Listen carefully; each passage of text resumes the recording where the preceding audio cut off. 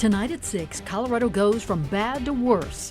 Governor Polis orders overloaded hospitals to transfer patients.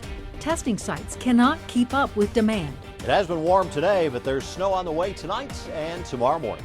Calls for answers grow about the sudden resignation of Denver Public Schools Superintendent Susana Cordova. A memorial to the Civil War replaced by a tribute to the lives lost at Sand Creek. There's a lot of history that people don't know about, and I think this is one way of opening the door. And we go 360 on the importance of keeping some holiday traditions and of celebrating them safely. If there's ever been a year where we need some joy around this time of year, it is 2020. And we begin with a very active radar tonight as a snowstorm moves into the mountains and the Front Range. Good evening and thanks for choosing Denver7. I'm Ann Trujillo. And I'm Shannon Ogden. Glad you're here tonight. This is not going to be a major winter event, but you will likely see some snow in your neighborhood. Chief Meteorologist Mike Nelson's here with how much we can expect. Mike? The most we've seen in almost a month along the Front Range. Now, it's still really mild at this hour. Temperatures are in the 40s and even 50s at lower elevations, 30s in the mountains. But we have winter weather advisories in effect parts of Jefferson, Boulder County, down into Gilpin, Clear Creek, Park County, northern sections of Douglas County, and down into Elbert County as well. Winter storm warnings down in the San Juans and the La Garritas, where we could see 18 inches of snow in places like Wolf Creek Pass by early tomorrow morning. The storm itself is coming our way from the west.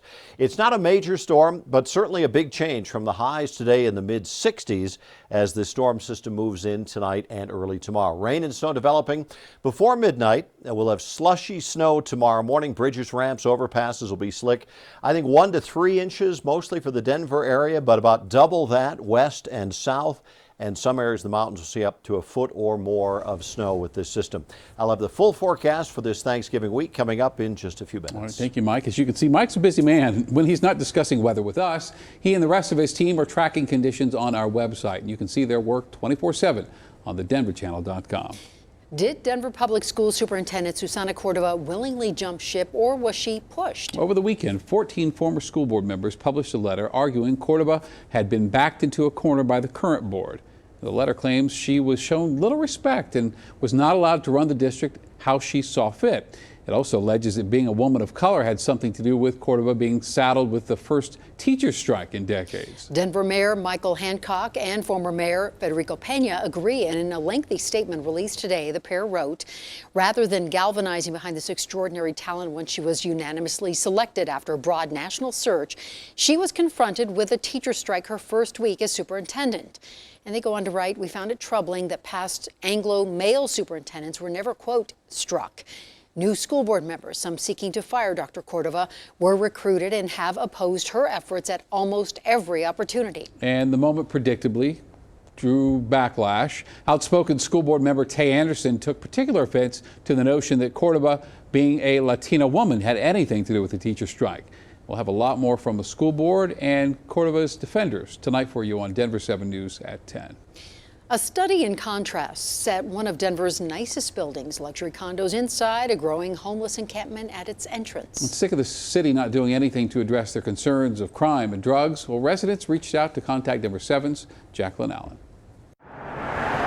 At the corner of 13th and Elati, needles strewn in the gutter, next door to the Belvedere luxury high-rise, vermin and garbage, human waste, a homeless encampment, adding tents every single day. My concern is that this is going to grow. For the last 6 weeks, people living in the Belvedere have watched and waited. We've been calling the city every day for the past month and nothing has happened. As conditions get worse. We are in physical danger. They reached out to contact Denver7 for help, reporting thefts, trespassing, and assaults. I actually had to physically wrestle him out of the building and throw him into the alley.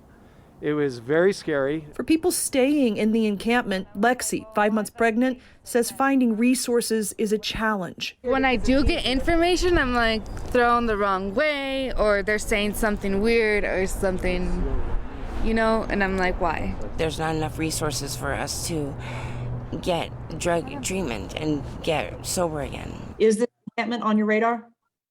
Yes. Britta Fisher with Denver's Department of Housing Stability says they've started a new outreach program for the encampments. And while we were there, city workers were trying to connect people with services. The thing that we do every day is to work on affordable homes that people can move into, because that is what most people who are living outside would express as their top need. But the reality is there isn't enough affordable housing, and these encampments can be dangerous. These photos from Denver Fire show a large fire last week in an encampment under Federal Boulevard. First responders say they narrowly prevented 161 pounds of propane from exploding. Last week, city agencies conducted 3 separate encampment cleanups, collecting 12 tons of trash. But the reality is there isn't enough affordable housing. Back at 13th and Eladi, the mayor's office tells Contact Denver7, we continue to evaluate the situation and will take action to address risks if warranted. While Denver police say they will increase patrols, the people who live here say until the encampment is gone, they won't feel safe. We shouldn't be asked to live in squalor with rats and needles and people who will accost us because it's COVID. In Denver, we need help. Jacqueline Allen for Contact Denver7. Governor Polis is giving all at-capacity hospitals permission to transfer patients and to stop admitting new ones. 1,700 beds are currently occupied by patients suspected or confirmed to have the coronavirus. 1 in 3 facilities anticipate being short on staff next week, and 1 out of every 10 expect to be out of space totally in the ICU. Nearly 3,700 new cases reported today, and that puts us past 200,000 to date. And the state confirmed another 100 deaths. A new testing site at Denver's Ruby Hill Park was supposed to be open until 4 o'clock today. It lasted until 1:30. The city blamed tech issues, which in turn led to long wait times. Jefferson County also drew a big crowd at a testing site at the fairgrounds. It will be closed tomorrow because of weather. We are happy to report that only 1 Denver business was cited for COVID safety violations over the weekend. That business was the Wendy's on South University. Apparently 3 employees in the kitchen were without masks. The health department has issued 235 citations to date. 2 police officers will not be charged for shooting and killing a man near Denver West High School back in September. Officers believed Antonio Blackbear was pointing a Glock in their direction when they opened fire, and it turned out to be an airsoft gun. The entire incident, from the moment police stepped out of their cruisers to their pulling the trigger, lasted all of 15 seconds. A 52-year-old man has been charged with criminally negligent homicide after allegedly shooting and killing a fellow hunter in Kremling. Harry Watkins is the suspect, 26-year-old Simon Howell of West Virginia, the victim. The DA did not elaborate on circumstances of the investigation, but did tell us, this is a quote, "The rules of hunting safety exist to keep this exact kind of tragedy from happening. Complacency and a lack of discipline is all it takes for someone to be killed." The Colorado Bureau of Investigation is bracing for an onslaught of gun background checks in the coming weeks. Firearms sellers aren't so convinced. As a store owner told our sister station KOAA in Colorado Springs, the demand is certainly there, the ammunition supply is not. When you can't get raw materials because there's not enough people working in the mines or chemical factories or whatever other thing that makes the raw materials to get them, and then you don't have enough transportation to move that stuff to the people that are going to make things, and then you don't have enough transportation to get it from the people that made things to the different people trying to sell them or buy them. I mean, the whole food chain is broken. The CBI has already conducted 70,000 more background checks in 2020 than they did in all of 2019. Colorado Oil and Gas Commission has approved 2,000-foot setbacks for new drilling pads. Exceptions can be made here. The committee's announcement comes just days after the dedication of 2 Hunters Park in Firestone. That was built on the site of the Martinez household, where 3 years ago, a gas explosion claimed the lives of Mark Martinez and his brother-in-law, Joey Irwin.